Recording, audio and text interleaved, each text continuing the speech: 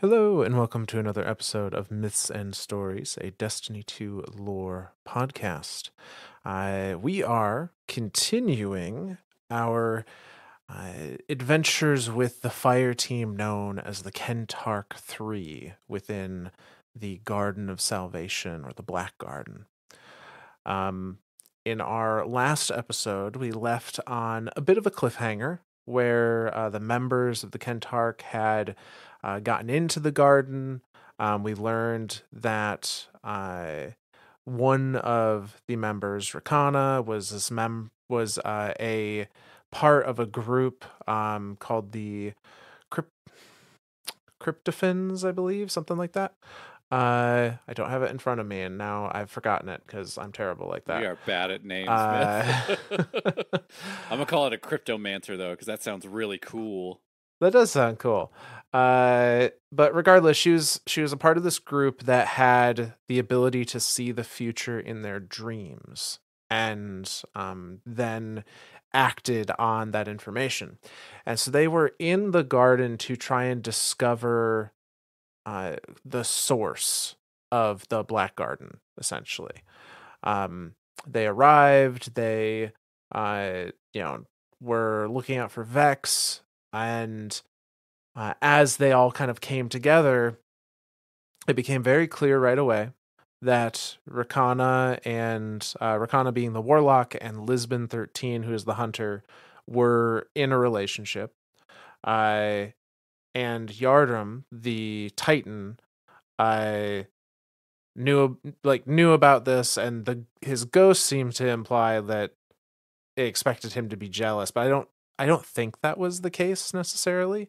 I I, think I it don't was think it was. more he seemed to be more annoyed at like Lisbon trying to white knight for Rakana every now and then.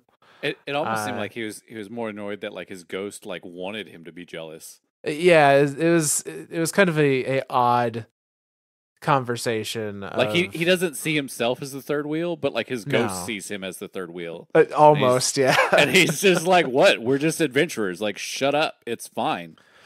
Yeah, he's like, you don't make this weird. You don't need to make this weird. Yeah. But regardless, they were in the garden traveling, and they all began to hear something. And as they did, what we're attributing to Gaul coming and putting the cage around the traveler and cutting off the light happened while this group was in the garden, and their ghosts all dropped from the sky. They lost their light, and they're reaching this moment of something out there in the dark is whispered to them, and they're all hearing Ooh. different things, or slightly different things. Uh, and say, um, Yardrum is hearing like the, oh, you're such a hero, uh, and um, Rakana, it doesn't say what she hears, I just was gonna that say she hears hers just something. says she hears. And even Lisbon's um says, those with strength enough need not consider the weakness of others. Uh, so they're hearing these different little snippets that are all different for each other, and that's kind of where we left off, was them like back to back, something's in the dark, talking to them, you know making them question what it is that they're hearing. And that's where we left off last time. Now I would love to continue there and tell you exactly what it was that was talking to them and exactly what happened next. But unfortunately, Bungie has decided to cliffhang all of us, and we don't get those events. Boom. You What thought we we were the get, bad guys. Turns out Bungie's the bad guys. yeah. So what we get instead is a lot of conversation in the aftermath of something that happened following those whispers. We don't know exactly what that something was, but we can infer a few things based on the armor sets, the lore cards of the armor set that follow that, and also the flavor text of the armor and weapons from Garden of Salvation. So that's where we're going to start, is actually the flavor text, because that gives us kind of a rough idea of perhaps what was going on. And when you start to align some of this flavor text up with the with each other, you can get the semblance of a conversation that is can be kind of built from the flavor text of these items. And so the first thing we're going to be looking at is that conversation kind of put together in at least one of its interpretations, an interpretation that we think does make a certain amount of sense. And this is one that we are pulling from the Destiny Lore subreddit. It was originally authored by the user there, Wolfboy702. Yeah, I was really happy that we found this because like Yeah. we were trying to piece together this conversation through Ishtar, and you can, but it's a lot of like click click click. Okay, Yeah. read this sentence. Okay, now click click click click click click. Next sentence. So very very grateful that this person has gone through and kind of like put all these things in what, from what Myth and I can tell, is a fairly accurate uh, uh, what would you call it? Like a coherent Yeah. conversation that's happening. Again, a lot of stuff is being there's a lot of stuff being left ambiguous throughout this entire conversation, which I think, again, like what we're saying, I think Bungie did that on purpose to like kind of like leave the reader up to like, hey, you tell me what happened in there. But I think the same thing kind of happened with like Julian and Uldren. Like we don't know exactly what happened to him. We just know it Right. drove him insane. Yep. So yeah, No, I think something very similar. And what we'll see from these flavor texts is it appears they were made an offer of some sort. Uh, from who, it's not explicitly stated at this point, though we will learn a little more about that in some of the later lore readings during this episode. Uh, but they were made an offer for power, presumably dark power, so stasis or something akin to it. And they all struggled with that in their own ways. Um, so one thing I will point out, this post by Wolfboy was put up prior to Garden of Salvation being released. Um, so it's implied that this flavor text was pulled from the API before the raid was actually out. So while I think they have a pretty good semblance of the structure of how some of these flavor texts went together and uh, respond to one another, uh, certainly not the only interpretation, and there may be some things that we know now from the other lore pieces that uh, allow us to rearrange those a little bit. But with all that being said, let's get into this. Uh, so the very first kind of set of flavor text that has been put together here is comes from the Boots of Ascendancy, or excuse me, the Hunter Boots in this case, and the Titan chest piece. Um, and the Hunter Boots have Lisbon saying, "You said we'd dance through time, reel through realities, together. You can't stop now." And the Titan, Yardrum, saying, "The Vex can't stop us now. No one can." Alluding to them perhaps traversing time within the garden, though I don't think that's exactly what's happening. I think it's maybe peering into the Vex network, or this may be in reference to Rakana's, them acting on visions of the future. maybe a But little bit of both. maybe a little bit of both. But clearly Yardom is saying like the Vex are an enemy that they're fighting, and saying like they can't stop us, nobody can. Uh, Maybe implying that it's kind of feeling whatever this power is that they've been granted. Um, Now the next section that I think is relevant here is going to come from the hand cannon, ancient gospel, uh, the hunter helm, and the Titan mark. Now we haven't read the lore card for the Titan mark yet, but this is just the flavor text for it. So the hand cannon says, "These forces have existed forever, but only one of them speaks to us," which is Rakana. Uh, Lisbon then continues, "You say this is for the greater good. Which good have you deemed lesser? If this is wrong, I don't want to be right. And why must you be wrong? Why must I be wrong for you to be right?" So a little bit of a argument, perhaps, Yeah, starting to happen there. or at least Uh, a questioning of like, yeah, are we doing the right thing? yeah, and the one I want to highlight for sure is these forces have existed forever, but only one of them speaks to us. I think I and this is alluded to in the post from Wolfboy as well. It makes sense that they're talking about light and dark here. Sure, I absolutely. Having just lost their light or lost access to the light, and presumably now having access to a dark power, saying these forces have existed ever, but only one of them is talking to us, that being darkness, as we have seen ourselves in game.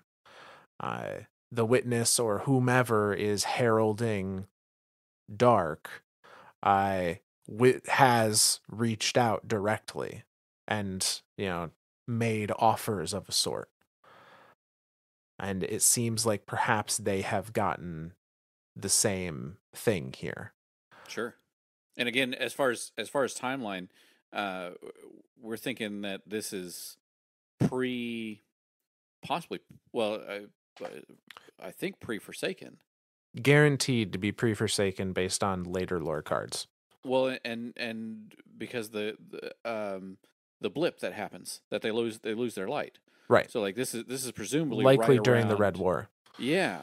So the fact that this could quite possibly be the first three guardians to have been given darkness powers. Maybe so. We always, I mean, and we always think of it like stasis always came from Elsie because she learned it through her many lives. Uh, so yeah, that's I don't know why I didn't really think of that till just now, but that's kind of a big deal. It is. Now we don't it's never stated stasis or freezing or any of that. So we don't Sure, know exactly what they were given. But we do know they were given something.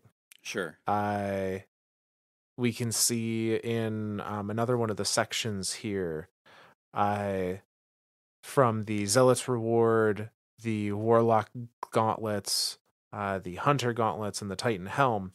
Another kind of piece of conversation, uh, which starts, with Rakana saying, "You are honest, you are true. If anyone can handle the responsibility of this power, it's you." And Lisbon, uh, saying, presumably to Yardam, "If you have the hands of an artist, fortunately for us, one of those arts is war." And Yardam, saying, "Why not use these gifts we've been given? I know what must be done, and I'm the one to do it." So we know from this they've been given gifts of some sort, uh, and that they appear to make them very powerful or feel very powerful at the very least.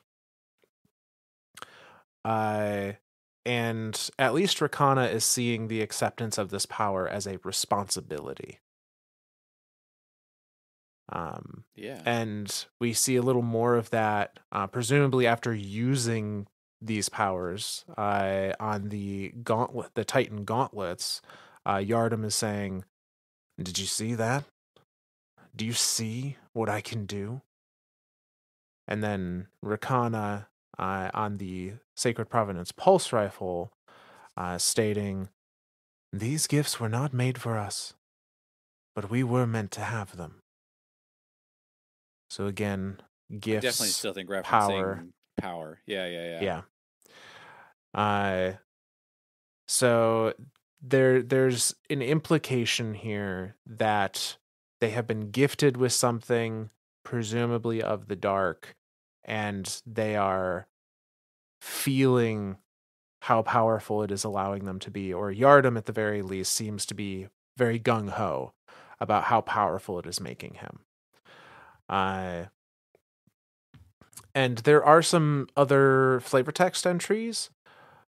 I don't know exactly where they go. I don't necessarily think they are in the sections that are broken up in this original post. Sure. But let's continue with the armor sets. And I think as we move through those, we may go back and take a look at some of these and see that perhaps they fit in a little later in the story for Yeah. some of the flavor texts. So that's going to bring us to the armor sets once more. We're going to start with the lore card on the hunter boots, the strides of ascendancy. And this is picking up kind of seemingly mid conversation uh, after having received these powers or the offer for these powers.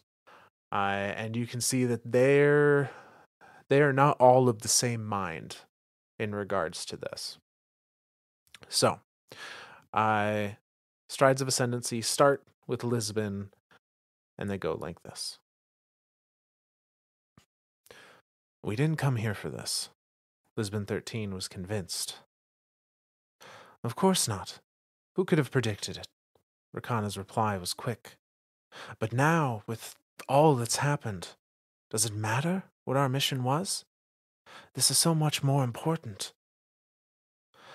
Lisbon wanted to believe that, but Rakana didn't seem sure of herself. Her eyes were too bright. She was electric, excited, but scared. The razor he used to cut through the chaos wavered. And awesome. Don't forget how awesome this feels, Yardam 4 said, oblivious of the feelings passing between them. Lisbon 13 locked eyes with Rakana, willing her to understand, to return to her senses. But these things, these powers we've been given, they come from the wrong side. Rakana looked away. I'm not so sure. She seemed to be staring at nothing, eyes unfocused. You remember on Io? Yardam blurted, stepping in between them. We were pinned down inside that shipping container with phalanxes coming in from all sides, and you bastard, you ducked out a little hole in the back and made a run for it. I thought you'd left us behind. Never, snarled Lisbon, infuriated at this irrelevant interruption. I know, Yardam continued. The whole box was rattling with bullets, and there were explosions. We were shooting when we could, and suddenly, through it all, I hear you screaming. It was like a banshee wail. You came screaming back on an interceptor, the Scion still in it. You were steering it with the Scion's head. I remember, said Lisbon as he tried to step around Yardam, but the Titan moved with him, matching his motion. And you rammed it through 4 phalanxes from the side, Yardam said, punching a fist into his palm. And then, do you remember this, Rakana? I can't forget. You splashed that interceptor across the shields of another phalanx, and you rode the explosion over the top. Yardam threw his whole body into the performance of the story. He was trying to make Lisbon laugh, or at least smile. And when you hit the ground behind them, boom! It was the most beautiful thing I'd ever seen. Lisbon said nothing. He stopped trying to get past Yardam and simply looked at the Titan, waiting for him to get to the point. That's us, right now. We're doing what you did. This whole universe is like that container. And the last city, the Vanguard, the Traveler, they're all inside that box. But we just snuck out a hole in the back. And there's that interceptor, and there's not even a scion in it. Lisbon narrowed his eyes. But here the metaphor gets a little muddy. Because instead of one interceptor, there's an interceptor for you, a Goliath for me, and a Thresher for Rakana. What would that fight have looked like if we had all had our own firepower on our side? Lisbon let the question hang in the air, waiting for Rakana to say something, but she continued to stare into space. It would have been something ugly, Lisbon said. And that's the end of that lore card. Well, then. Yeah, I mean, clearly they've been given some sort of power, and Lisbon is not fully on board with using it. It seems. I mean, the whole thing where he's like, these powers we've been given, they come from the wrong side. It's hard not to say, well, okay, they were given some type of darkness power. Yeah. But Jesus, man, like, what were they given? Like, the way Yarden was describing it, it wasn't no stasis. I mean, hard to say, really. Like, we don't get a description yet, pre-nerf at least. Stasis. Oh, God, yes. Alpha build stasis. I threw one shuriken and it pinged off 40 fucking enemies. It killed them all in one hit. Next room. Oh. Yeah, it without seeing a description of like what these powers were or how they were used or whatever, it's hard to say for certain. Well, and again, they don't necessarily have to be stasis or strand or taken or whatever. We just again we see them in game because video game, but like how the light and the darkness is wielded by an individual is all determined by that individual. Like it's how they want to use those powers. I mean, we see the same thing with the light with Osiris when he uses his reflections. Like, we don't have reflections in game. I can't split myself into 40 billion different things and go roaming all over the place and experience all the feelings and happenings that happen to all of those all at once at the same time. But I can eat my grenades. So yeah, like it again, whatever this power is, clearly Lisbon is I don't want to say fully against. Maybe he is against. I don't know. I can't quite tell at this time. He's definitely leery of it. Like he's not wanting to like fully accept it. And like Rakana, I don't know what the hell she do. It's like she's just staring off into space. Yeah, I don't know. Well, and we may see more when we're viewing this moment through her perspective. But I do wonder if to Lisbon's perspective, it almost seems like she's like in a daze, or something. Maybe she's talking to those cryptomancers. Hey, maybe. I think it's Cryptocron. It is Cryptocron. Yeah. I like Cryptomancer much better. Makes me feel like I'm like a time wielding mage. Like I'm just like I send you backwards 5 seconds and you tripped on your own shoe. Ha ha ha ha. Sounds like a D&D class is what it. This is exactly what it is. But no. So before we look at this through Rakana's eyes, though, let's look at this from Yardram's point of view, because I would say I feel like the two of them are the most opposite ends of this. Yardam seems very like gung ho. This this is great. And Kick teeth, Liz, take names. yeah, Lisbon seems very much like we shouldn't be doing this. Uh, so we see the same scenario play out from Yardam's point of view on the Greaves of Ascendancy, the Titan boots. And it goes like this. Yardam 4 watched Lisbon 13 brood. He'll turn her against us. Never. We've welcomed him. He accepted our gifts, yet now he fears us? Does that seem right to you? No, but he always was an odd one. The thought came to Yardam 4 with a surprising amount of warmth. Lisbon was his friend. We didn't come here for this, Lisbon started. Of course not. Who could have predicted it? Rakana interjected. But now, with all that's happened, does it matter what our mission was? This is so much more important. And awesome. Don't forget how awesome this feels, Yardam blurted. He meant to say more, to express something better and deeper, but then Lisbon jumped in.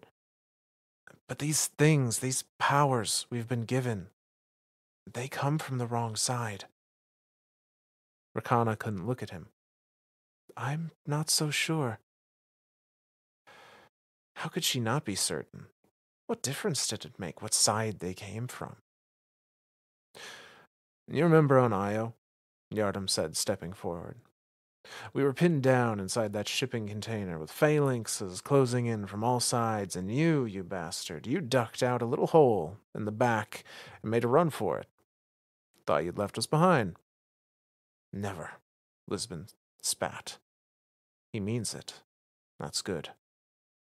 I know, Yardam continued. The whole box was rattling with bullets. There were explosions, and we were shooting when we could, and suddenly, through it all, I heard you screaming. Like a banshee wail, you came screaming back on an interceptor, the Scion still in it. You were steering it with the Scion's head. I remember, said Lisbon as he tried to step around Yardam. But Yardam held firm to catch his gaze. And you rammed through 4 phalanxes from the side. And then, you remember this, Rakana? I can't forget. Good. No one should forget. You splashed that interceptor across the shield of another phalanx and you rode the explosion over the top. And when you hit the ground behind them, boom! It was the most beautiful thing I'd ever seen. Lisbon stopped and looked Yardam in the eyes. This is it. This is the chance to turn the tide. That's us right now. We're doing what you did. This whole universe is like that container, and the last city, the Vanguard, the Traveler, they're all inside that box. We just snuck out a hole in the back, and there's that interceptor. And there's not even a Scion in it. Lisbon narrowed his eyes. He's thinking about it. But here, the metaphor gets a little muddy. Because instead of one interceptor, there's an interceptor for you, a Goliath for me, and a Thresher for Rakana. What would that fight have looked like if we had had all their firepower on our side? Yardam 4 ended, triumphant and almost breathless with admiration and love for his fire team. Lisbon's lip curled, and Yardam felt the shift as something almost physical. In his mind's eye, he saw a captain's wheel spinning, wild and free. It would be something ugly. Lisbon snarled and turned away. And that's the end of that one. I do love seeing these entries from different point of views because, like, from Lisbon, like it from Lisbon point of view, it sounds like Yardim's just trying to like shove this down his throat and be like, "Look, everything's fine." But then, Yeah. like, you see it from Yardim, and he's very much like he's not trying to shove it down Lisbon's throat. He's trying to like kind of build that idea of like, hey, I know we got these powers from what you would think is the wrong side, but why does it matter what side it comes from? As long as we're powerful and we continue to defend the city. Like even in the beginning, where they're like, "Well, what mattered? Why does it matter what we came here for? We got something totally different, and this is so much bigger than what we came for here in the first place." So it's it's yeah, I love seeing this from the different points of view, because again, Yardom, I keep getting caught up on that idea of like Lisbon thinking that Yardim's just like accepted this for what it is. Like, cool, we got awesome powers, and then the Titan in him Yeah. went, sweet. Where can I point this new power at? But from Yardim, it's more than that. It's a, hey, we've been granted these powers. Let's use them. Let's defend them. I mean, can you imagine? Like, we had this one little scrape where you found something powerful on your own. Can you imagine what would happen if all of us had this power? Like, we could defend worlds, we could defend universes with it. But Lisbon is again still at the end, kind of reserved about it. Like, it could have been so much worse. Like, Yeah. yeah, I did a neat thing, but I mean, with this power, this could be bad. Yeah, and it's interesting to see some of the internal dialogue from Yardom in this. Because he's thinking like, uh, at first he's thinking he'll turn her against us, seemingly referring to Rakana, like, oh, he's gonna make her not like the powers too. Right. Uh, and he has these thoughts, and then he's like, Lisbon's my friend, let me talk to him. He'll understand. And so he tries to present his case in this way, and the entire time he's like, all right, no one should forget about how well we work together, and this is, I'm turning the tide. He's really thinking about what I'm saying. He's gonna come over to my side, kind of thing. And then there's that moment where Yardom sees like almost a shift in personality, or sees like the cogs in Lisbon's head finally reach a decision of that, like, we should not be using these. Yeah. Uh and it's almost kind of sad, because from Yardom's point of view, he ends that story on a triumphant note of like, man, we're so awesome together. Like, this is going to be great. And Lisbon takes it more as uh an aggressive approach, and bulks against it heavily. Yeah. Uh, so the other part of this, though, um, is Rakana's side. Uh, so we look at the boots of ascendancy, the warlock boots. Not a whole lot has changed here. Uh, so I will probably skip some of the Phalanx story for lack of repeating it a third time. Uh, but there are a few pieces that kind of inform us as to where Rakana's head is at during this. That is probably the oddest part of reading these particular lore entries, because the dialogue is the exact same on all of them Yeah, for the spoken parts, because like, once it's spoken, like everybody heard the same thing, like that's yeah. that just is what it is. But yeah, the main thing to focus on all of these different pieces of gear is the individual perspective from uh, who it's being read from. So like with the hunter, everything is being read from Lisbon's perspective of the hunter's perspective. All the Titan gear is read from Yardim's perspective. So very Hmm. and I have to laugh because of how much of a closet Titan I really am. He really was just want to kick indoors and punch shit and be awesome. Like that's like Yeah. that's like the epitome of Yardim. Like that is the entirety of his being, is like, how do I get more awesome and kick in more doors? That's all I care about. And then of course Rakana is where, honestly, it almost feels like Rakana's portions is where like the real story is happening. To some Because degree. well, and the reason I say that is because of the her connection to the Cryptocrons, Hmm. and them have sent them on this mission. So yeah, Yeah. So the reading for Rakana for this piece is doesn't add a whole lot. Um, so we'll just do kind of the first bit here. Uh, but these are the boots of ascendancy, and they go like this. We didn't come here for this. Lisbon 13 was still somehow unconvinced. Of course not. Who could have predicted it? Rakana began. But now, with all that's happened, does it matter what our mission was? This is so much more important. Rakana wanted to reassure him, but this was an undreamt of impossibility, an unwritten story. She had never felt so unmoored and so free. And then the discussion continues into the story from Yardam. And the only bit that is added here is that from Rakana's perspective, when that moment of like kind of completing the story, Yardam is like triumphant and like, yes, I got him. Like, look how awesome we are. Let's all come back together as a fire team.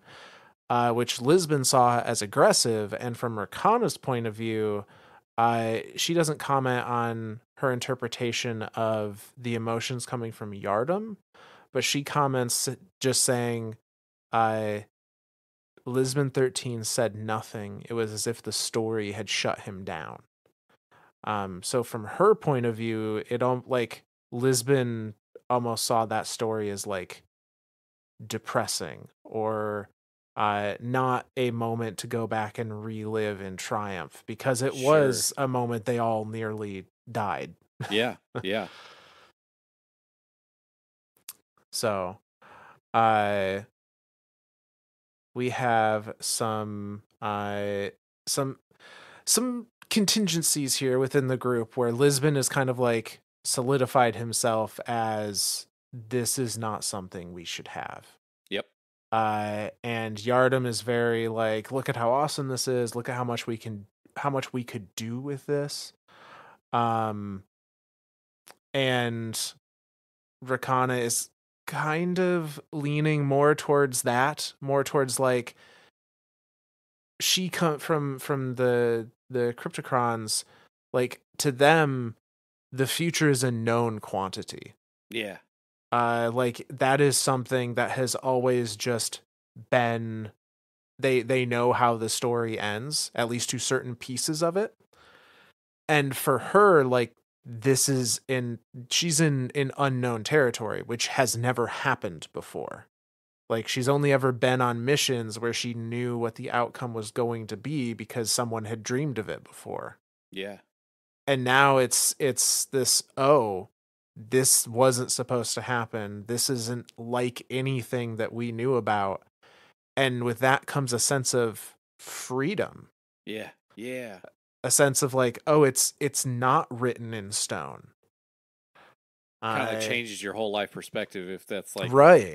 if the only interpretation of events has been, oh well, we saw this in a dream, and this is foretold, and this is exactly what's going to happen, and you keep seeing that happen over and over again to finally this one moment where it's completely different, like nobody saw this coming, nobody could have predicted this. It's again, to her, very liberating. Yeah. Uh so we have now a very interesting final set of lore cards here. Uh because this seems to be um now somewhat in order, where it's not all the same conversation anymore. Uh, and now it's an actual like one after the other kind of thing.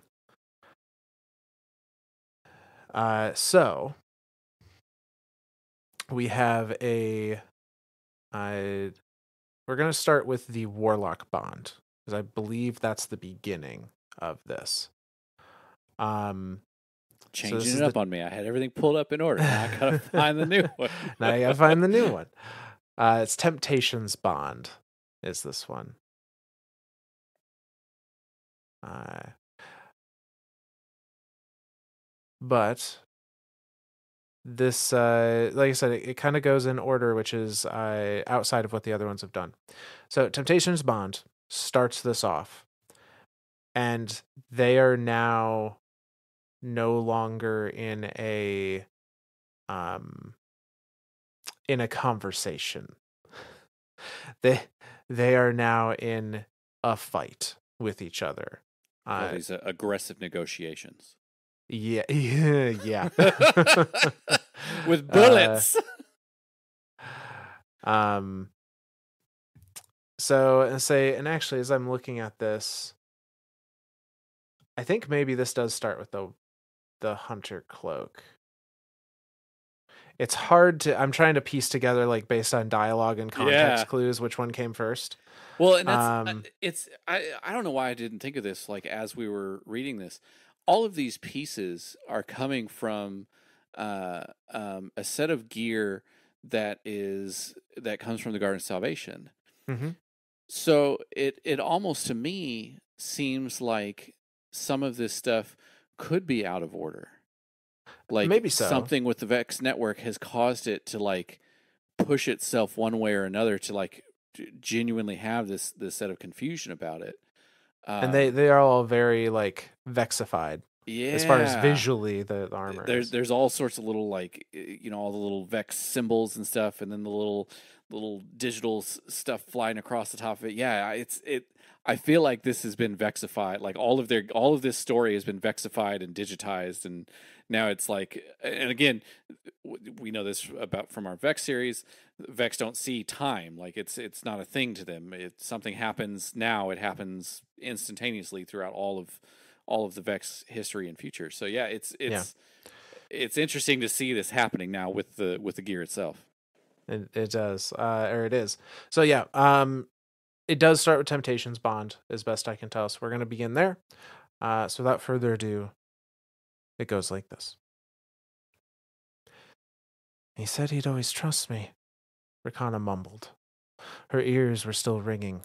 It felt like the ground was rushing up to hit her feet. Yardam 4 held her upright as they ran for cover. Yeah, he also said he'd never leave us. Turns out you can say a lot of things.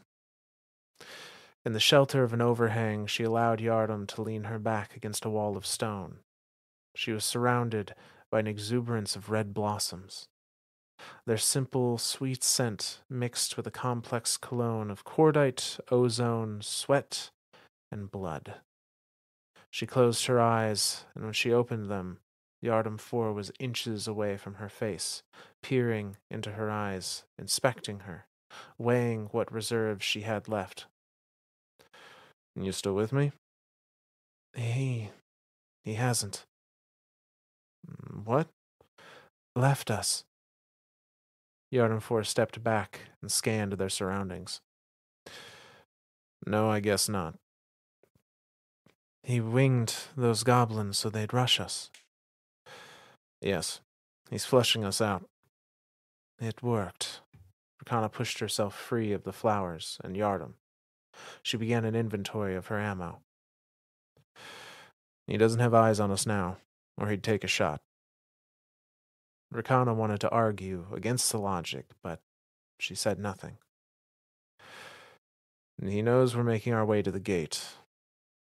So what does he do, Rakana?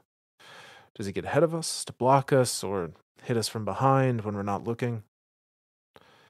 Rakana thought about the two men, the Lisbon she knew, and the one he still carried within him, somewhere behind those gleaming eyes.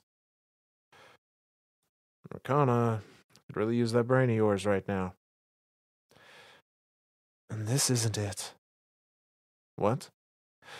This isn't how the story is supposed to end. That's the end of that lore card.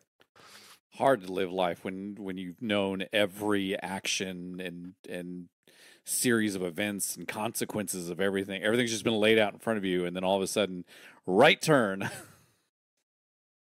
Yep. Very drastic. Yeah, yeah, um, but so they are now being hunted yeah, by Lisbon. yeah. They're Apparently, he having to really didn't like this. they came to blows. Um, and if we go back to the flavor texts for a moment, there's a few things here that may correlate with that. So on the Hunter chess piece, there's a flavor text from Lisbon that says, "If you do this, it can't be undone. Some choices change you. This is one of them." Uh, so seemingly Lisbon saying, like, if you choose to use this, like, there's no going back. Yeah. Well, again, you got to think of the time. Like, darkness. I'm reminded of the books of sorrow, or not. Mm-hmm. Well, I guess not the books of sorrow, but well, I guess sort of the books of sorrow, but the weapons of sorrow, the original Dredgen. Yeah. That's the only other time that any light bearer, or that I guess that's the only reference that any light bearer has to anyone using and wielding darkness. So again, from Lisbon's point of view, he's seeing his two friends, his fire team, using darkness and actively using it, like willingly doing it. Yardim's like, dude, we're awesome. Like, this is great. So yeah, from his point of view, like, he could be looking at this going, no, like, we saw what happened to Dredgen. Like, there's no way this turns out good. Like, you cannot do this. Like, this choices will change you, and it can't be undone. Yeah. And a couple of other flavor texts that may be relevant to this event, this conflict. At some point, this is from the Warlock chess piece. At some point, Rakana, presumably to Lisbon, says, "Do you think this makes you better than us?" Maybe implying, like, do you think just because you taking the high road, or Yeah. abandoning this power makes you superior to us? Yeah, like Um, because you're choosing the light, like, oh, you're so good, you're so great. right. I and I think Lisbon is now seeing this. I'm presuming from Lisbon's point of view, he's seeing his fire team, like, become corrupted in his eyes. Yeah. Uh, and we see on the accrued redemption, the bow, the flavor text there is Lisbon saying, "I should never have let it come to this. Now each arrow is a penance." So, like, paying a penance for allowing Yeah. this to happen to his fire team. Yeah. So we have them on the run, Lisbon hunting them, uh, and the last line from Rakana on that previous one is, "This isn't how the story is supposed to end." So with that, we pick up on the Titan mark, Temptations mark, which starts on that same phrase. And it goes like this: "This isn't how the story is supposed to end," Rakana said, seeming dazed.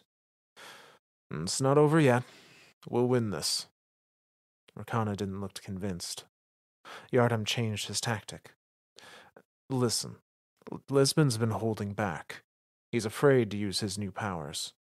So, in a straight up fight against him, the advantage is ours, in numbers and strength." "No. No. Lisbon isn't afraid. He's angry, desperate. He feels betrayed," said Rakana.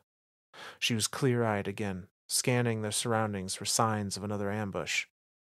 "He feels betrayed. It was a ludicrous idea. He turned on us."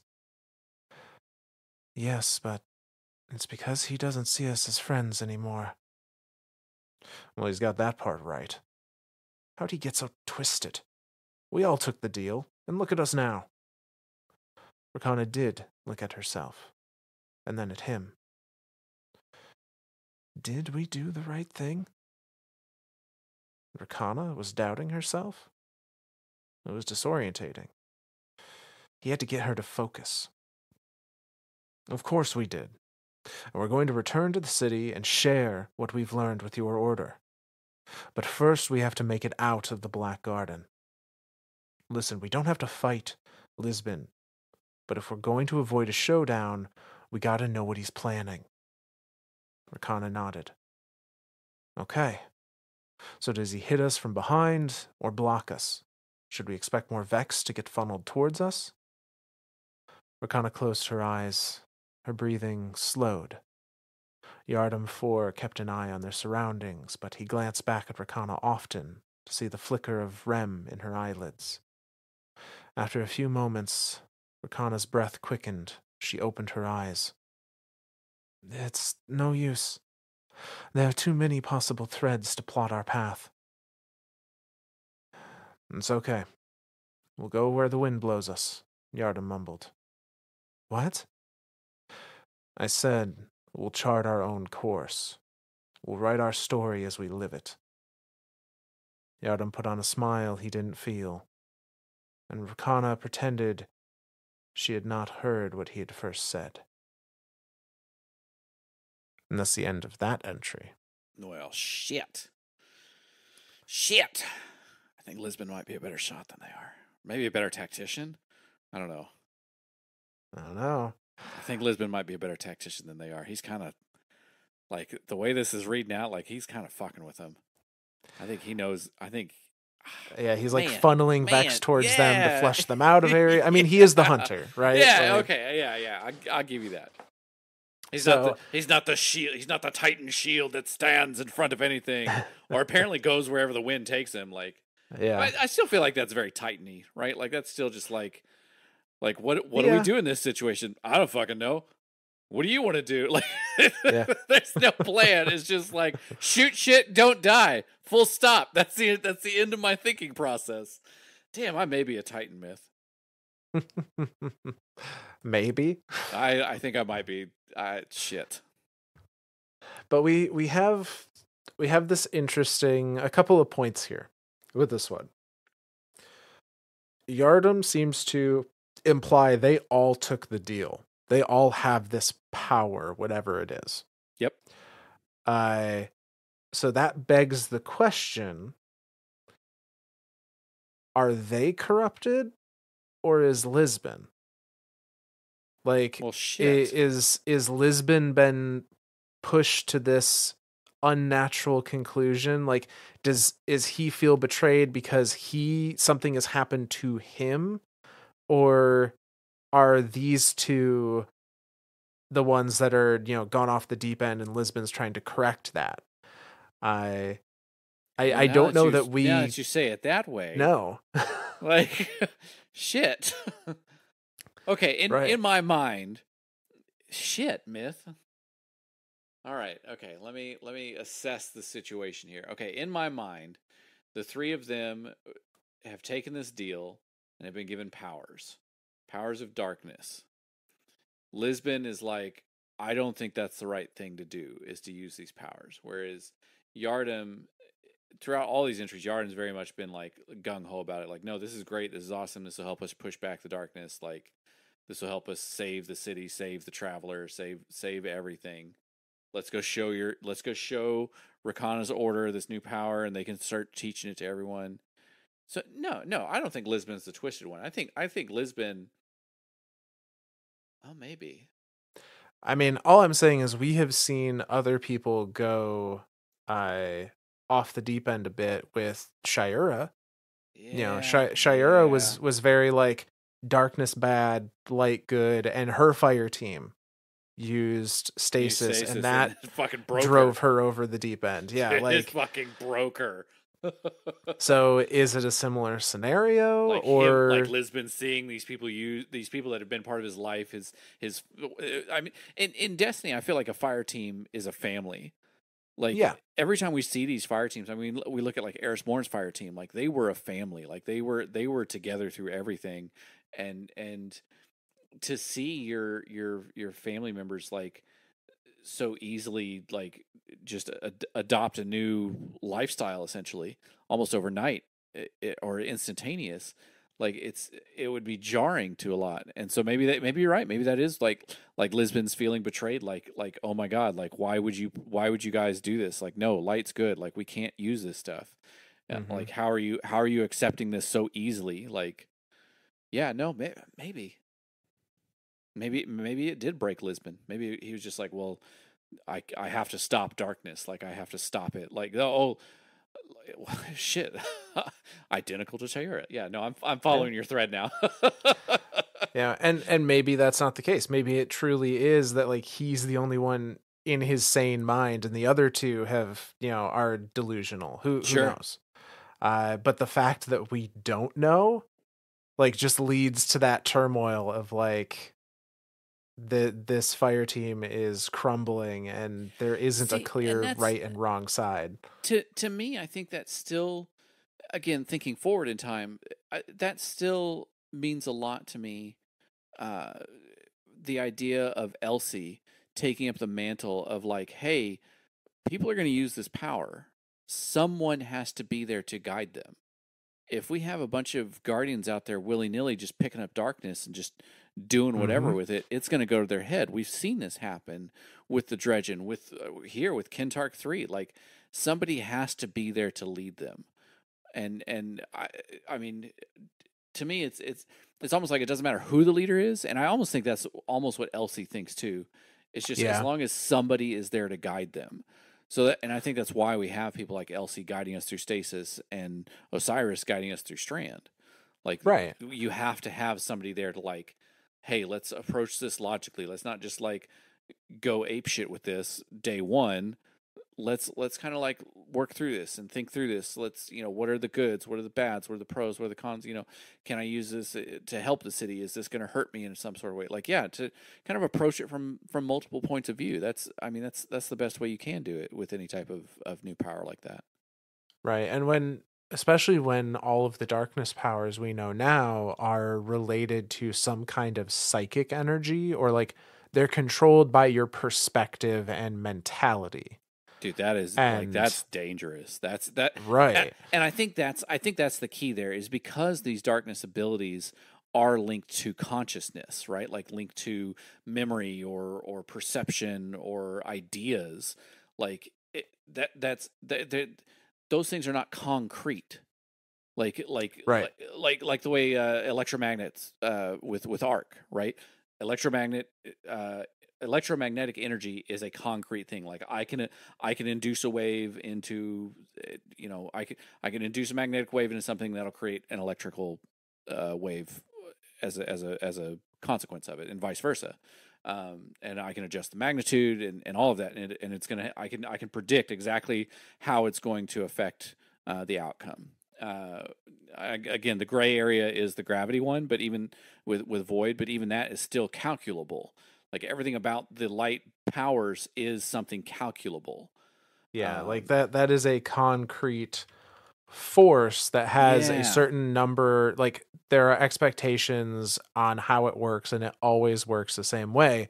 It's not that gravity is suddenly going to change how it interacts with things because somebody is angry or sad or right. whatever when they use void. Right. And that's the big thing with darkness is the fact that like it could change if somebody was sad, like or Right. or or upset or d- drugged out of their mind on opioids.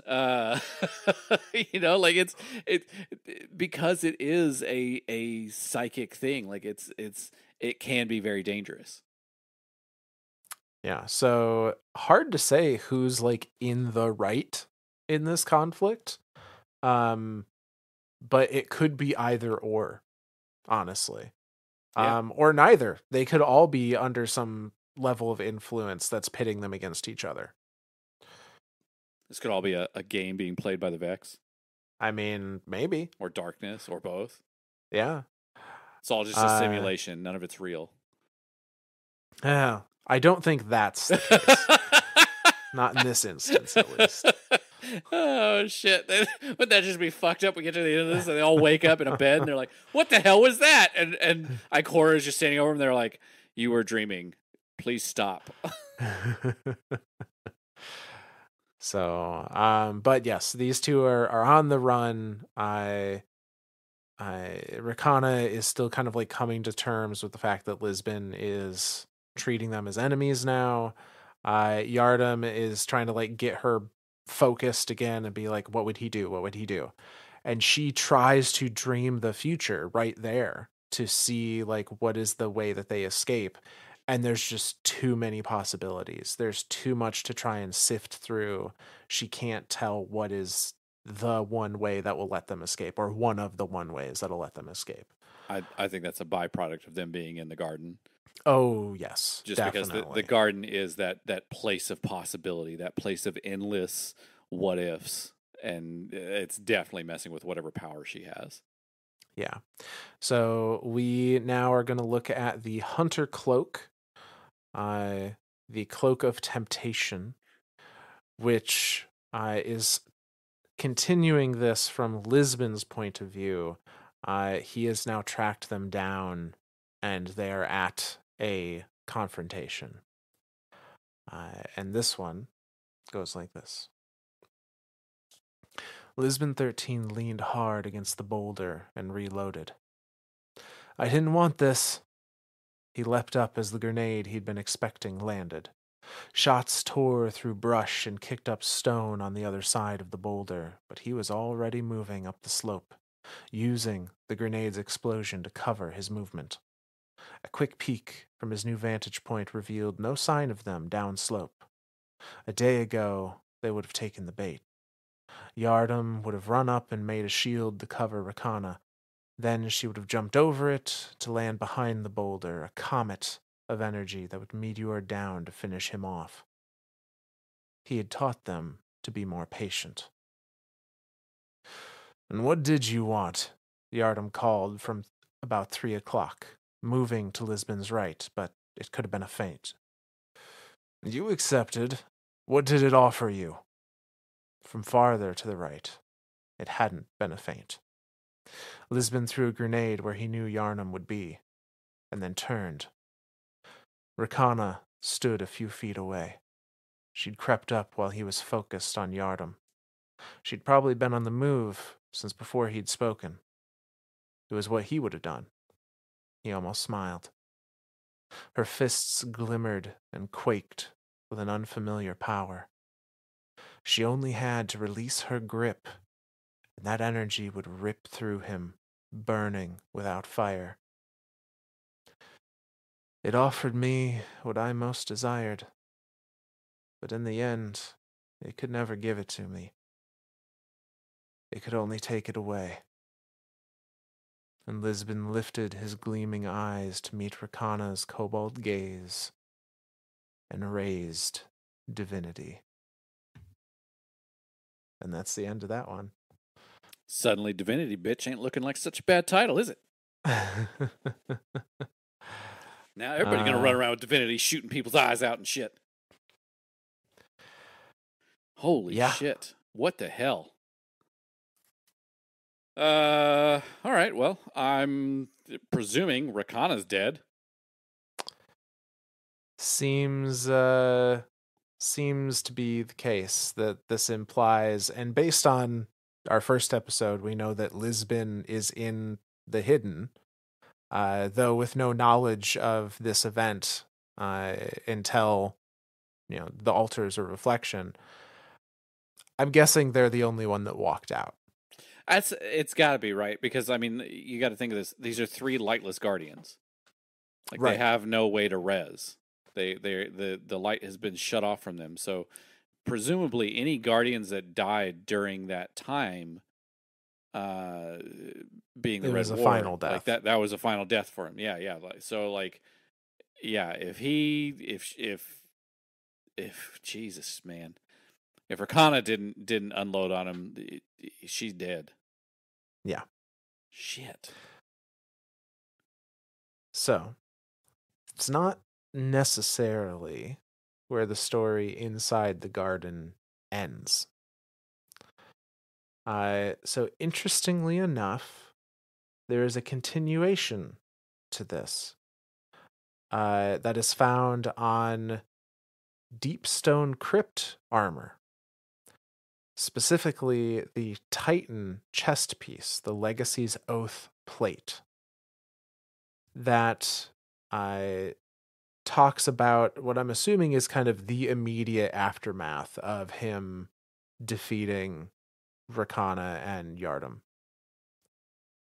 I and we see now entering is his ghost, Piri, who is now coming, is apparently gathered enough strength to like come back and be mobile again. I don't know that this is them saying that the light is back, because our ghost was able to float around still even without while light was cut off. It was a Um, very sad float, but it was a float yes, nonetheless. yes.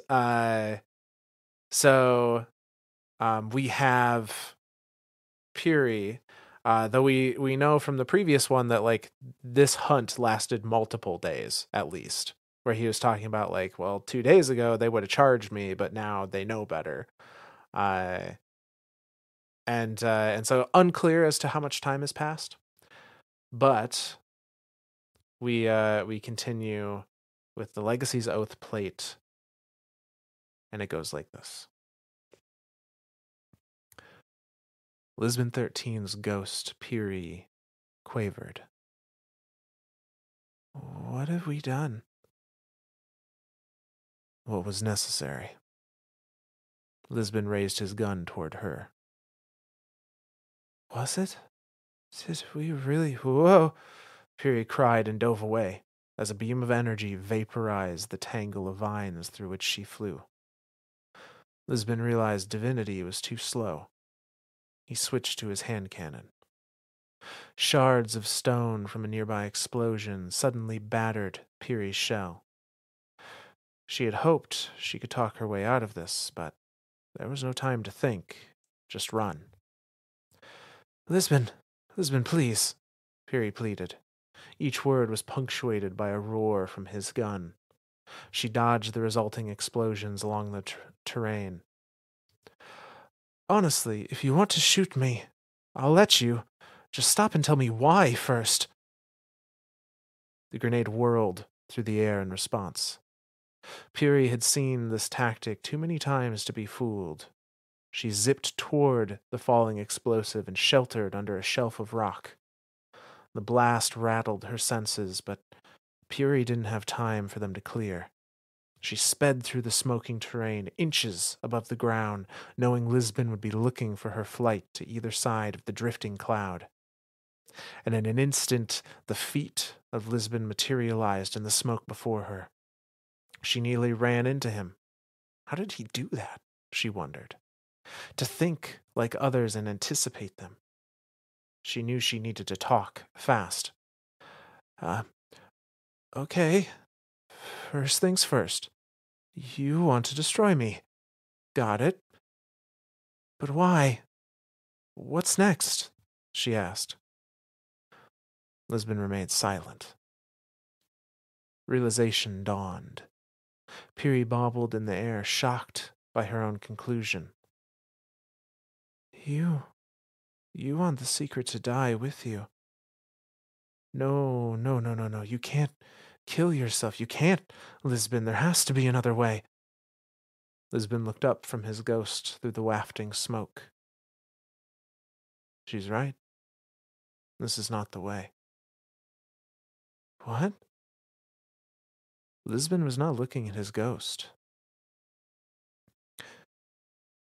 It's not that the power is too terrible to wield. It's that the burden is too great to bear. Burden? Piri asked. The ghost dodged as Lisbon suddenly stepped forward and brushed past her, and stood facing himself once again. The doppelganger, this other Lisbon 13, reached out and put a hand on the shoulder of the Lisbon 13 that stood a few paces behind Puri. You never doubted yourself, not for a moment. The others revealed their weakness, their pride and self-absorption. But you remember what Rakana said, it stated. Lisbon nodded. If anyone can handle the responsibility of this power, it's you, the doppelganger finished. What you fear now is not the responsibility you have assumed. It is the burden, the doppelganger said, glancing back at the ghost, of having all this power and never getting what you want. Lisbon had seemed distant and cold to his fire team and his ghost. The arguments since the Black Garden, the fighting, oh, how she had pleaded to stop the fighting. All nails in the coffin of something dead within Lisbon 13. Something killed by this doppelganger in the garden's grotto. But now, some of the old Lisbon's warmth blazed, white hot as he shook off the double's hand. You did this. You ruined everything, he said. We are all responsible for our choices. You chose this path. They chose theirs. Now is the time to select a new path. Together, we can help each other. We can free you from what you wanted. We can lighten your burden. Piri knew what would happen next. She braced for the explosions and readied herself to leap to Lisbon's aid. But none came. Can you make me forget her? Lisbon 13's shadow self embraced him. Yes. And that's the end of that lore card. Well, that's fucky as shit. I don't have that. What the hell? I got nothing, man. That's fucky. That's all there is about it. So let's break it down a little bit. So Lisbon, something happened that broke him. Yeah. On some psychological level, at least according to his ghost point of view. Like something died in him. Is this scene still taking place in the garden? Yes.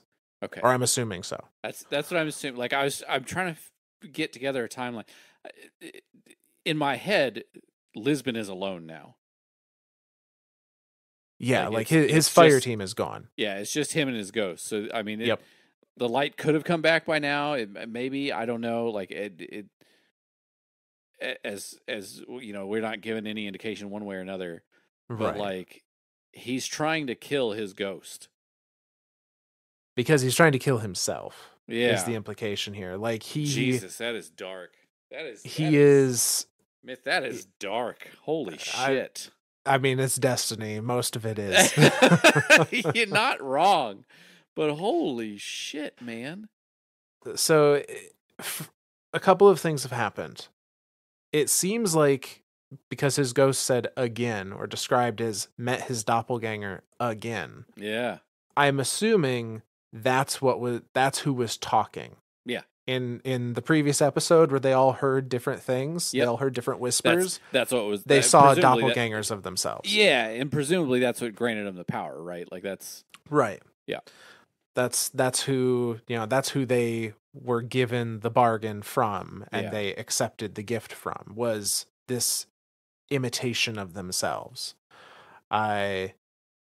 Again, still unclear as to if Yardam and Rakana were 100% like of their own faculties, or if they also had things happen or change within them.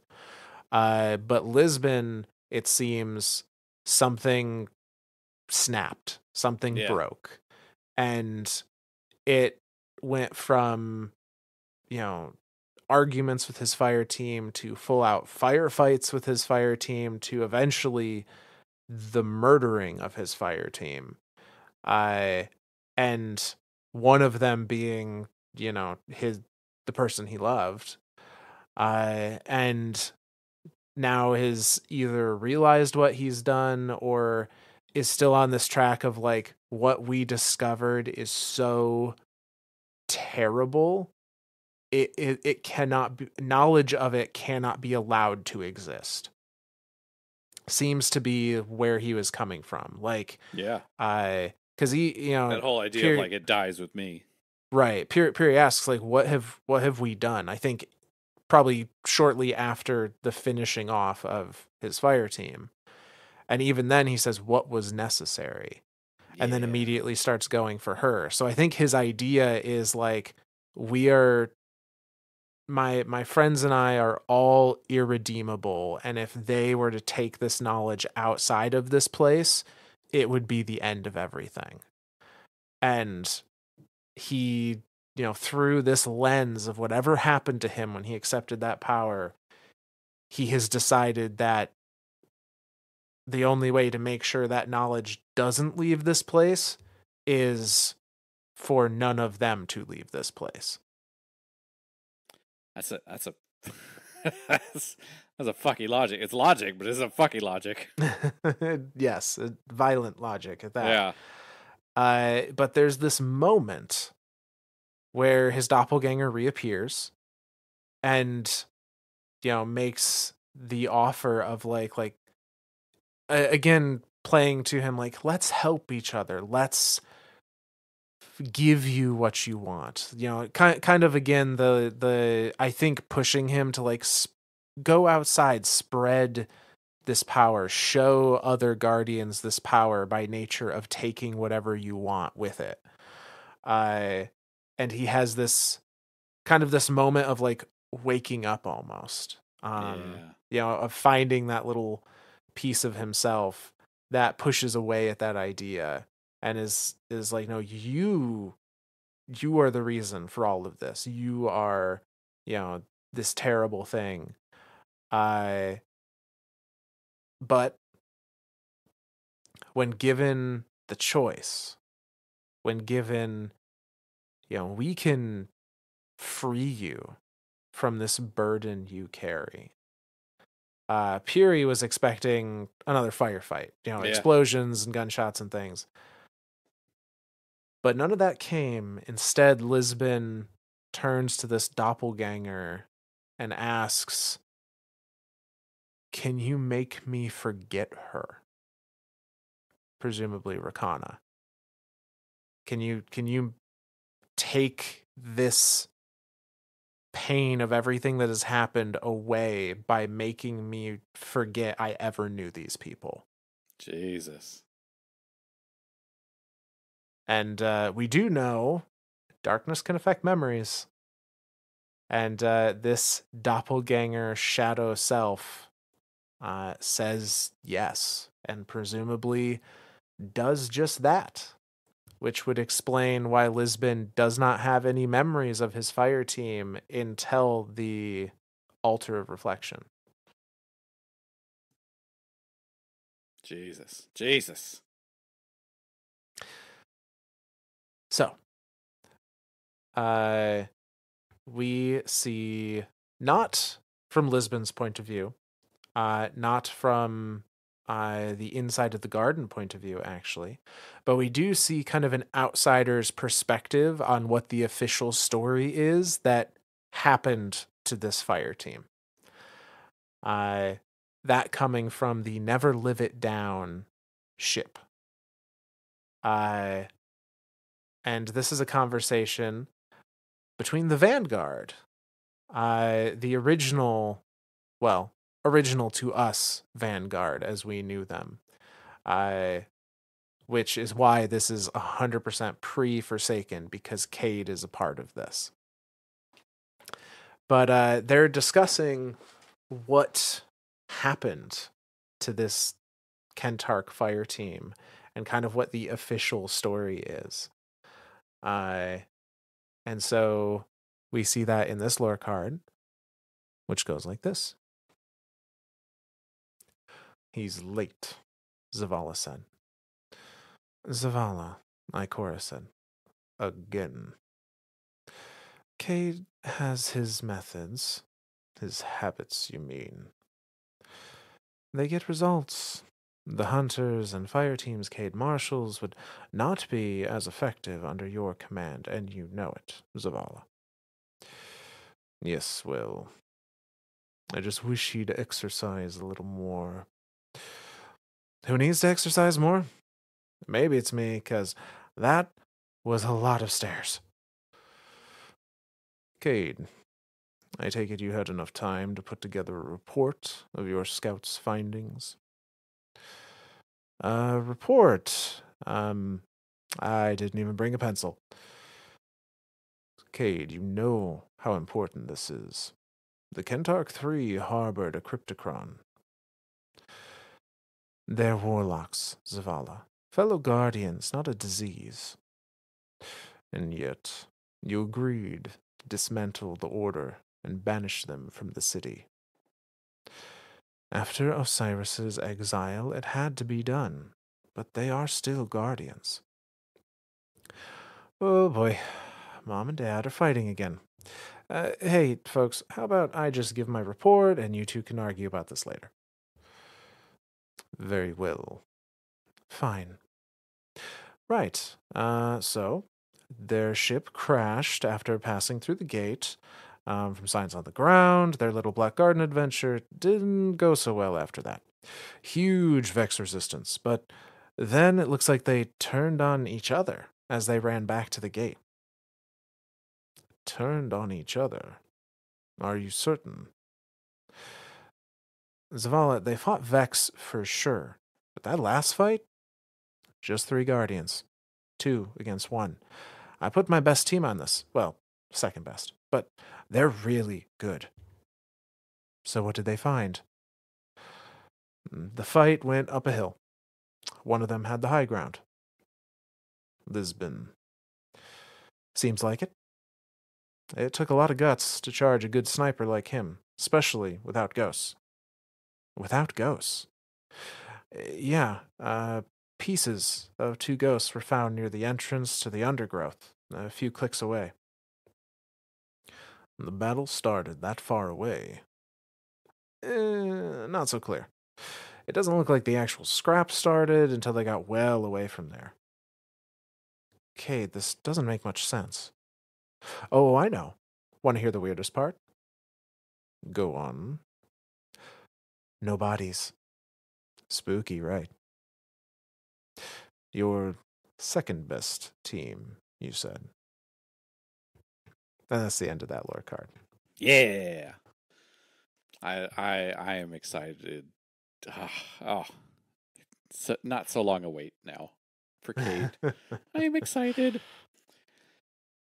But yeah, official Vanguard report is that this event happened, but the only points of view of this again, if well, I say if because Lisbon killed the other 2, like word of these powers never made it back to the Cryptocron. Like right. everything about this to the Vanguard looks like 3 people entered the garden, they went insane and killed each other. Full stop. That's it. Like Yeah. that seems to be the only again the only one that they even name is Lisbon. Well, Lisbon is the only one that survived. It came out exactly, And yeah. by So nature of being a hidden now, or being a member of the hidden, like they know Lisbon came out yeah, of this, but likely based on what we know, came out of it with no memory about what happened in yeah. there. Jesus. So they've had to kind of like Cade sent a team in to be like, okay, what happened? Yeah, Because the one survivor can't tell us. Determines that like they turned on each other for some reason. Now some interesting bits that we could read into a couple different ways. Rakana and Yardim's ghosts were already dead Yeah, by the time the fighting started, which begs two questions. One, Lisbon killed the ghosts first as like sneak attack, and then that's what started the engagement. Or two, Rakana and Yardim killed their own ghosts as part of accepting this power could be. or believing this power over the light. And that's what started Lisbon down the path of like, you guys are not my friends. Yeah, Because we know Lisbon didn't kill his own ghost until the very end where he tried. And and presumably presumably failed. didn't. Yeah, yeah, Right. presumably didn't. Right? Because like if he's still doing, there's like I think of it as in terms of like if they didn't let Osiris out of their view and he's ghostless, but like he had to like sneak out of the tower essentially to do Lightfall. Um, they're not going to let just a nobody guardian with no ghost out doing hidden missions at the altar of reflections. Right. Like presumably he has his ghost at the altar of reflection. So again, presumably he didn't kill his ghost. Yeah. I think that's I think that's that tracks. Yeah. um and I am now having a moment where I'm remembering a lore card, a fairly recent one at that. I think in the last like season, it might have been Season of the Witch, it might have been Deep even, but there was a lore card talking about a ghost watching a doppelganger in the Black Garden like pull the memories out of their guardian. And at the You think it's time, Piri? I that's what I'm thinking now. At the time, my mind went towards like, oh, that was because the only point of reference I had at the moment was our experience in the Black Garden as the player guardian with their doppelganger. Right. But like it just didn't line up. Like what memories would have been removed, kind of thing. But now knowing this, I really think that is probably a reference to Puri and Lisbon. Uh, I don't and doubt it now. that would imply that Puri still knows everything that happened in there, but Oh, that's has awkward. never told Lisbon for fear, perhaps, of, Oh my god. reverting him back to how he was. Dude, that's yeah, that's I don't remember what I'm pretty sure it was a ghost shell. I don't remember which one though, or like where that came from exactly. I just remember the scenario, having read that. Um, well, time to give the viewers some homework. Find it for yeah, us. yeah. I would truly be interested if you can happen to know where that came from. Let us know. I want to read through it and see if that Lines up with this theory kind story. of lines up. Yeah, Yeah. but so we know Lisbon killed his fire team. Had the darkness, presumably the witness or voice in the dark or whatever, uh, remove those memories, which presumably removed his memory of having whatever dark power he had, Yep. and removed his memory of his fire team altogether and the things that happened there. We know from the first episode, all those memories that we just read through last episode and this came rushing back when he used the altar of reflection. I think the term Uh, that he put in his report was like a key in a lock. yeah, yep. All of that suddenly was available to him. He remembered them again. He remembered what he did again. Uh, and so now we're going to conclude things by reading over the last couple of entries from that Altars of Reflection report from Lisbon. So this starts with Altars of Reflection conclusion draft.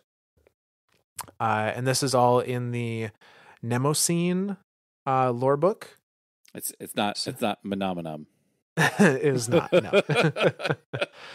Despite its spelling, it is. It looks like it's spelled that way. Mnemosyn. Mnemosyne. Yeah. So, but this entry goes like this. Number 1, assessment. A low physical threat presented.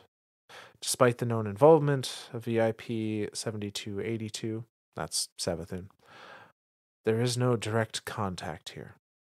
Further, the altars are absent of traps or lethal intent as long as data missing. Number 2, recommendations, access to be restrict, data missing. Final thoughts, data missing, awaiting input. I haven't been as thorough as possible. There's still data that could be extracted from the altars. I haven't committed to due diligence. After seeing old memories of my own, I initially wanted to leave as fast as I could. As if I could leave those memories behind, too, but it's safe enough here for now, and I still have a job to do as a hidden agent. Study to carry on a little longer. I'll submit this report when I'm sure that I'm done here. So that's the end of that chapter. Again, this is like a draft to his final report. Like this is in the process of being written and kind of like can't write Yeah. most of it. Yep. Uh and then just comes to that conclusion of like that moment of like I want to run from this because it's scary, but then also that sense of duty now with being a hidden agent that like for a number of years at least at this point. Well, yeah, because this Um is Witch Queen, so this is this would have Witch Queen. been. So if we think of a timeline here, all of that stuff happens during the Red War, during that first year of Destiny. Mhm. Uh, you know, all God, we have all of Forsaken that happens. That's a whole year there. We have all of Shadowkeep that happens. There's a year there. Shadowkeep is when the that particular raid came out, Garden of Salvation, and we actually got the pieces of this gear to kind of piece this story together. Um, then all the events of Beyond Light happen, and darkness hits the universe. And then was Witch Queen after Beyond Light? Yeah, it had to have been. Um, so Yeah. yeah, so that's 1, 2, 3, 4. Damn, almost 4 years of just living in, I guess, Not kind of knowing. living. Yeah, living in the unknown. His ghost knows, Yeah. presumably, but yeah, and then to have all of that badness unlocked instantly, and being like, oh, right, I killed my friends and the person I loved and forgot all about everything. Like, oh, shit. Yeah. Yeah. So they're in the midst of trying to write this report and just can't. They're like, no, I need more time. Uh, and so now they're writing a kind of private log in this next entry, mostly just for them, presumably taking notes on what it is they're experiencing. So this next chapter is titled "Personal Accountability," and it goes like this. I still can't accept this memory. I repeat it anyway, telling myself that this time I'll spot the right detail, the sign that means I can put it down. But I don't. It stays just the same every time, again and again, no matter what I try, what intent I approach it with, what happened, happened. I remember that I wanted to forget it all, forget her, forget them, so that what I had done wouldn't matter, so it could disappear into the array of past missions with the rest. I spent a long time lying to myself about it. Something helped me forget. Now I watch her slip up behind me, watch myself turn with weapon ready, and I remember everything. And I think this is the only place I'll ever see them again. So I call it up one more time, just to look her in the eyes. I'm not sure how long I've spent on this. It probably isn't wise, but just once more. One more look, and I'll be sure to remember them even when I've left. One more. I don't know how many times I've said one more. Have I learned anything at all? There was one thing. I close my eyes, think about it. What do I want least right now? I draw a breath. I don't recognize the sense.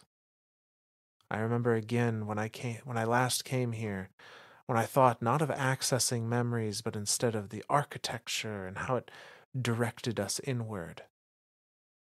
And then I turned away from the unvarnished truth of my worst moments and walk. I'm not going anywhere in particular, just out, away. Crystals and runes and the impression of beauty grow fuzzy and frail around me, and the steps to take grow harder, as if dragging my body through mud instead of walking on solid ground. Fog blinds me, and now I hear it, whispering, barely distinguishable but louder as I go. I know what my body failing feels like, and I don't care. I walk as far as my legs will carry me, listening to the whispers of the witch queen, searching for the meaning here in this liminality. Piri wakes me under a high vaulted ceiling, and I remember what I must. And that's the end of that lore card. Pretty sure he just like walked out into the turn back zone and just killed himself and and Yeah. got res. Like holy shit! Like it broke him again. Yeah, and it's interesting here. So I think there's a couple things. The first being they're remarking on like the architecture, like everything is funneling towards this idea of like looking inward, of introspection, Yeah. of guiding your gaze to this reflection pool. And I think part of them is recognizing that this is something of a trap, that like Oh this is sure. set up to enthrall somebody with memories that they have forgotten. Yep. And they're they fell into it for a little bit there, like I need to see it again, I need to see it again, I need to see it again. uh and finally like has a little bit of an epiphany of like, what is the thing I want least right now? And that's to Like do walk the away. opposite. Like Yeah, do the opposite of what this thing is trying to get me to do. right, like the Yeah. thing I do not want to do is walk away, so I need to do that. Yeah. And so they do. They walk away. For us into the turn back zone. For them, they keep walking until they like their body just fails essentially, and they get rezzed by Puri. Now, what is unclear is it says, "And I remember what I must."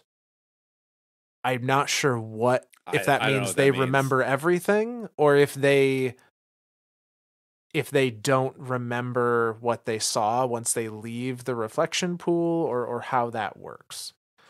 Uh, but Or is it like I I I remember why I came here for this mission or something like am I maybe that might be. I don't know. Like in my head it's just as simple as like, "Oh yeah, I remember why I came here. Like I came here to do a report on this for Ikora because I'm a member of the Hidden." Like it's almost like he has to like check the box to himself to be like, "Oh right, that's my purpose in life." Like Yeah, so maybe like it's funny cuz like in the previous couple of entries for this particular lore book, it talks about how it gets unlocked for him and it's instantaneous and he knows all and he watches it over and over and over and over and over again. But I mean, I don't know that he. continues to remember it. Like, Right. And I don't know if that's or if he that's like him a walking away like snaps him out of it and he forgets all of it maybe. again. And that's what I'm unsure about. I don't know if it's a like a whatever power hid those memories, once they're not being presented in their face, they're gone and hidden away again, Oh, or sure. if this is like mentally he is now suppressing those. Like Yeah. he remembers what he needs to because his mind has compartmentalized this trauma and is like put it under lock and key. Like you're not Yep. looking at that again. Yep. Uh, I kind of like both those ideas. it really could be either or. Um, but one way or another, Lisbon is able to return to their official report, and this time sends a conclusion that is not just a draft. And it says,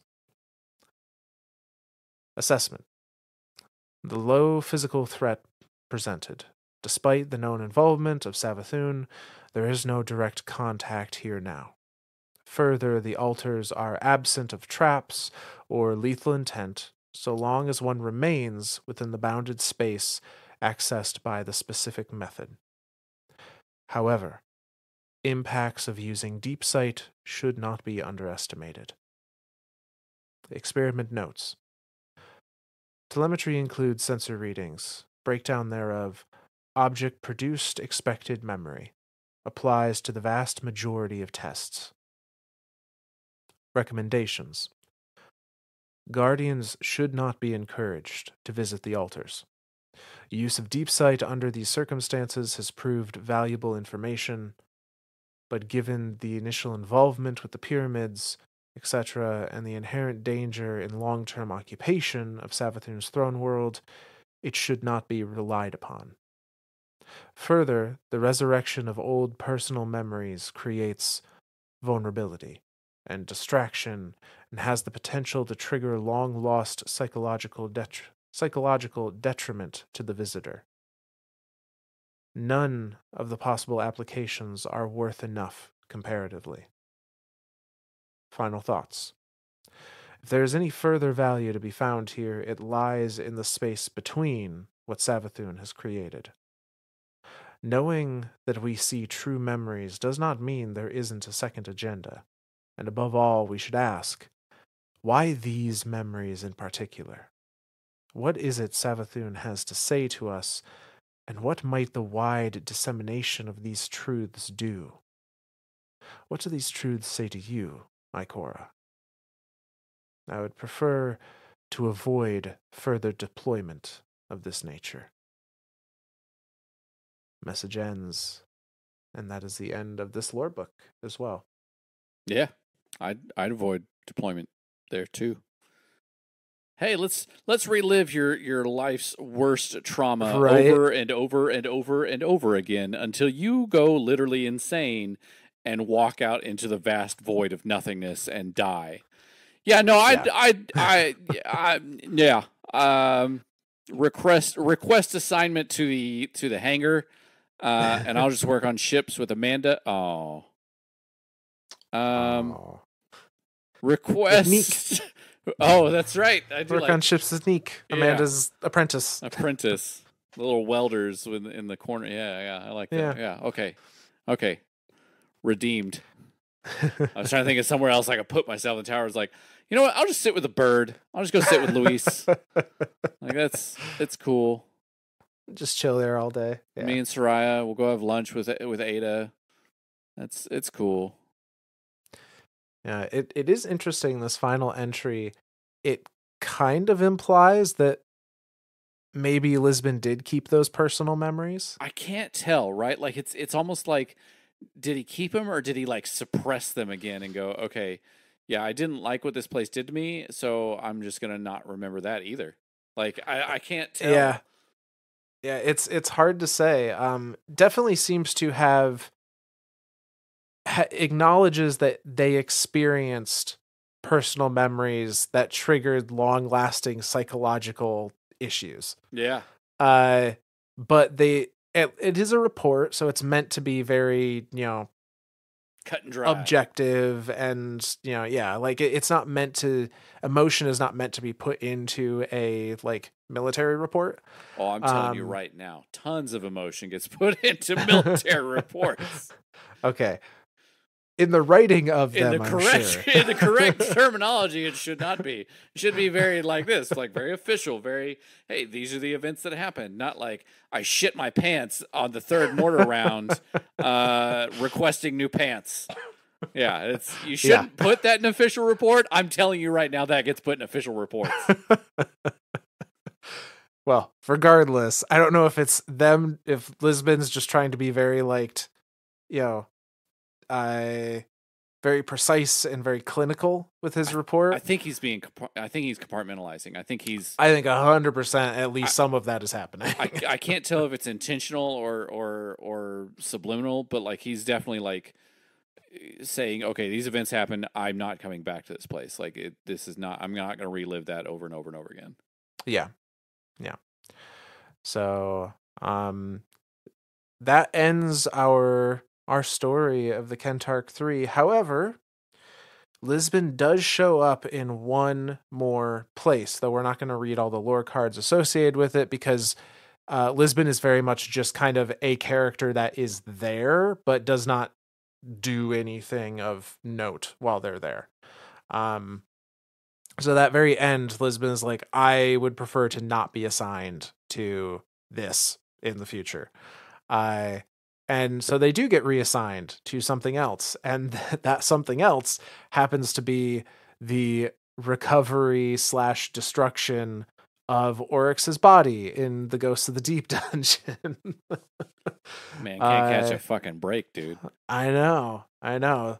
Ghost of the Deep is rough from a mechanical standpoint.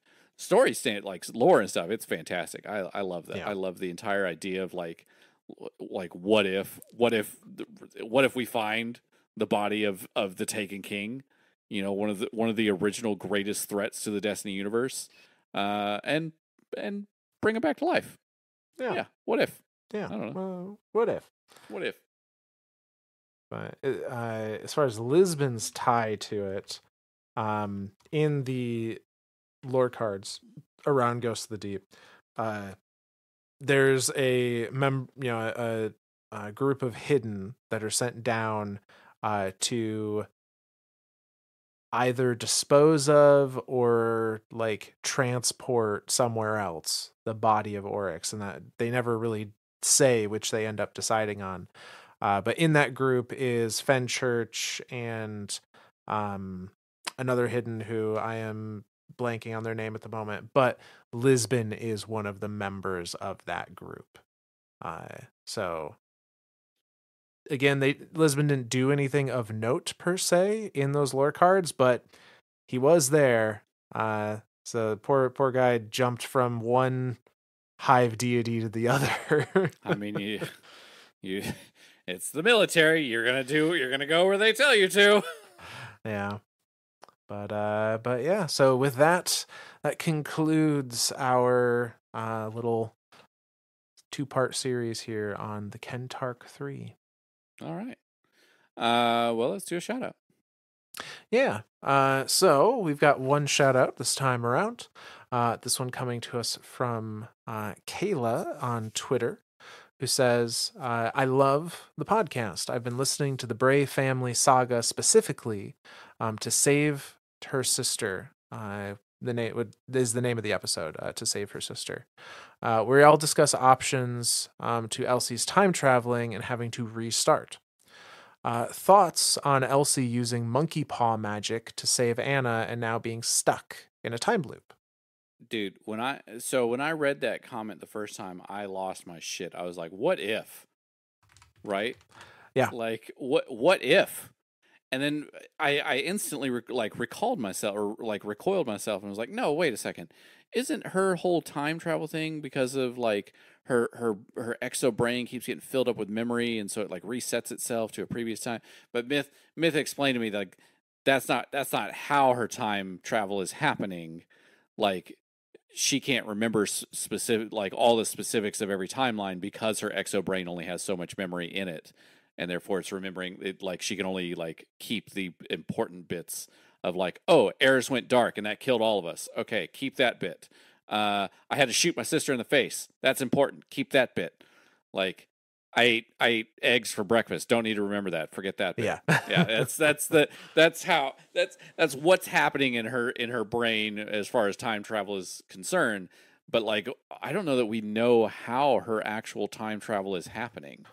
No, if I recall, it's like it just kind of happens. Yeah. Like she's there facing down Anna and Eris, evil Eris. Yep. Uh kills Anna and then like Like wakes blinks up. Yeah. Like. essentially and is now at this parade Yeah. at the last city. And it always comes back to that parade, doesn't it? That Yep, at like the that's her end, starting point every time. not the end of Destiny 1. I'm trying to think where it is in that point. Well, no, maybe it is at the end. I'm not. It can't be right, because then like in It's Destiny 1, before like that. she's there, she's like, hey, go to the, here's the coordinates, Vex, Vex bad. Yeah, so it's before that. Like Cade 6 is there. Oh, Cade is talking about having finally killed Tannix. Oh, Is what okay. the parade is for. So pre D1.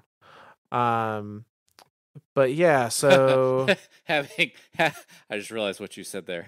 Having finally killed Tannix. yeah. Spoiler alert. Didn't work. So let's see. I brought up the final chapter of the Dark Future book just to kind of look and see if it gives us any hints. Of like, she sticks her hand in a pocket and remembers the bone that was in there, or right, yeah. rubs her thumb over the porous bone in her pocket. Yeah, no, I don't think there's any entry there that says so. But I mean, Not that's that I see. like, okay. So I was thinking about this today while I was cleaning the house. It could be a wish, like what Praedyth did, right? Like Praedyth wished for the fight to go forever, and so like Yeah. this could be the monkey paw magic of like, Elsie found it and like, I wish to save my sister, or I wish to save the universe from darkness, and so then like, there it is. Like she keeps having to just relive it until it gets saved. But then like, in monkey paw magic, like once the universe is saved from darkness, she would just die, right? Like that would be like the fucked up Yeah, thing, I or mean, or who knows? Or or maybe the maybe universe her can't be saved from darkness and she's just stuck in this loop forever. right. So the final bit, the relevant bit for that chapter, it states, so she stabs Anna and says she trails off into the void. My own sister, Eris, will pay for this. The darkness energy Eris manipulates canvases the landscape and makes its way to the sky. I see the traveler, getting brighter as the darkness encapsulates it. I race towards Eris, but I'm too late. In an enchanting explosion, the traveler's light enshrouds all in totality, and then darkness, and then I'm awake. I see a tower, the tower. I'm in the last city, so on and so forth.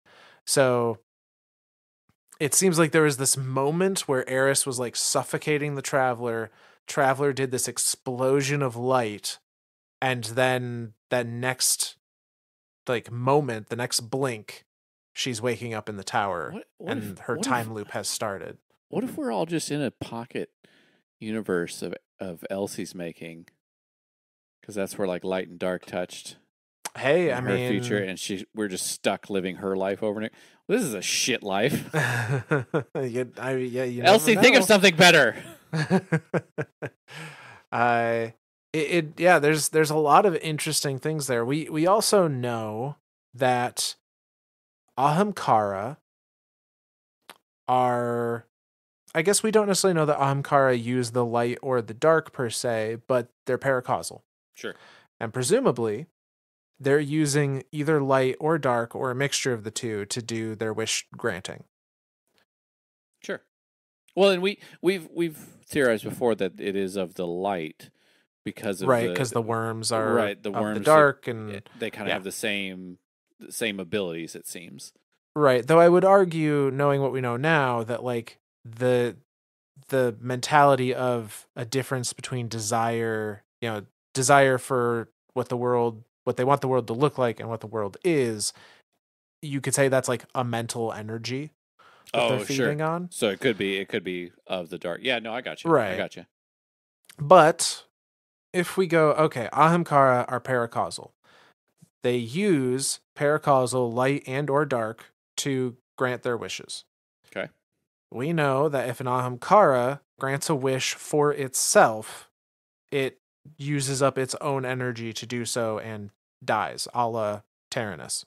Presumably instantaneously, or Right, or within pretty close to seconds. it. Yeah. What if, knowing that light and or dark can be used to grant wishes, what if the traveler can also do the same process the Ahamkara do, and in that moment did grant it/Elsie's wish at the cost of itself, knowing that it was about to be destroyed anyway. I got nothing, dude. This is some It's a fucking shit. stretch for This is some sure. fucking shit. Like it I I'm hesitant to agree. I don't know that the traveler I don't know. I'm hesitant to agree only because I've not seen any evidence to support the light or the dark. Well, I don't know because like we literally just said the worms kind of do the same thing, and they're like, but they're like under the influence of dark. But are they using dark to do it? Are they what? But they're using But remember, paracausality. yeah, like remember, light and dark is it's not good and evil. Like they're Right, just they're just forces. forces. They're just they just are. Okay, And maybe, we maybe. don't know which force or if it's a combination of the two that allows wish granting, but I think it's reasonable to say that light and or dark are what enable wish granting. They're the only paracausal forces we know of in the Yeah, Destiny universe. yeah, you're not wrong. And if the Ahamkara can use them in that way, what's to say something else can't? Yeah, you're not wrong. Okay, well, shit. Now again, I recognize this is a stretch for sure. It's a bit like I'm still on the fence about following you down this hole, but like, don't worry, I've already stepped one foot in it. So all that is to say, nothing concrete that says she's using wish magic or monkey paw magic, but there's a Could be. possibility. I also There's a love that you possibility. refer to it as monkey paw magic. Also, I love the Bray stuff like that. Yeah. I think the Bray series. I don't know, man. I think that is the pinnacle of like the greatest thing that you and I have put together. I really enjoy it. As far as like a body of work, Yeah, I agree. Like yeah. it was a really fun project to put everything I mean, kind of that together was like 4 chronologically. months, right? Like, I mean, because we It had was a lot. Anna's, we had Clovis, we had Rasputin, we had Wilhelmina, we had Siva, we had Elsie, we had Fellwinter, we Fellwinter, had the yeah. Iron Lords. I mean, there's a It's a lot. lot of shit in that story. Like, that was the most complete telling of a story from start to finish. That's the biggest project we've done, and I don't know that we'll ever outlive it. That's still my favorite is the Bray Yeah. series. It was a ton of fun to make. I'm glad that you're really enjoying it. And that has resonated enough that you've started your own theory crafting, and I think that there's maybe some legs to There stand on might there. be. I So don't know, man. Until I see the entry of like and Elsie sets the bone on the shelf, never to use its magic again. Like until right, I yeah. see some entry somewhere, I'm not gonna say one way or another. So we have stated before, though, the entire Destiny universe just runs on wish magic. That's all it So is. you It's. never know, I started to say wish magic and Savathun, but even her shit is wish magic. So like it's right? all just wish magic. The whole damn thing is just Ahamkar just doing whatever the hell they want. Yeah. Uh, All so right. yeah, but no other shoutouts tonight. But if you're listening to this and you like what you hear, easy way to support us is leave a review on your platform of choice. Couple stars, or if you happen to be viewing this on YouTube, a like or whatever. If you feel strongly enough, you want to leave a text review, if your platform allows it, or a comment on YouTube or something. We love reading those. You can also reach out, Myths and Stories on Twitter, or mythsandstories@gmail.com. And you may see yourself as a future shout out. I like how you said a like or whatever on YouTube. You didn't do the typical like hit that like button and subscribe and hit the bell for notifications. I just don't have it in me.